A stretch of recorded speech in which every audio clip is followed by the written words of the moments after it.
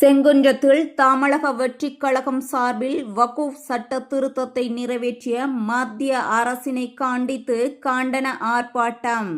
திருவள்ளூர் தென்மேற்கு மாவட்ட கழக செயலாளர் எம்.எல். பிரபு தலைமையில் செங்குன்றம் பேருந்து நிலையம் அருகே வக்ஃப் திருத்த சட்டத்தை நிறைவேற்றிய மத்திய அரசினை கண்டித்து கண்டன ஆர்ப்பாட்டம் ஏப்ரல் 4ஆம் தேதி நடைபெற்றது. இதில் கட்சியினர் பலர் கருப்பு சட்டை அணிந்து கொண்டு தங்களது எதிர்ப்புகளை தெரிவித்தனர்.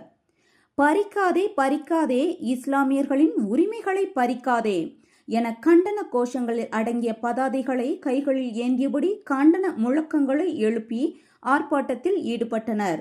கட்சியினர் அதிக அளவில் திரண்டு வந்ததால் அவர்களை சாலைக்கு வரவிடாமல் போலீசார் தடுப்புகளை வைத்து தடுத்து நிறுத்தி போக்குவரத்து நெரிசல் ஏற்படாமல் நடவடிக்கை மேற்கொண்டனர். கண்டன ஆர்ப்பாட்டத்தில் மாவட்ட இணைச் செயலாளர் இளங்கோவன், மாவட்ட பொருளாளர் மனோஜ், மாவட்ட துணை செயலாளர் பாலாஜி, மாவட்ட துணை செயலாளர் நிவேதா, செங்குன்றம் நகர செயலாளர் விஜி உள்ளிட்ட பலர் கலந்து கொண்டனர்.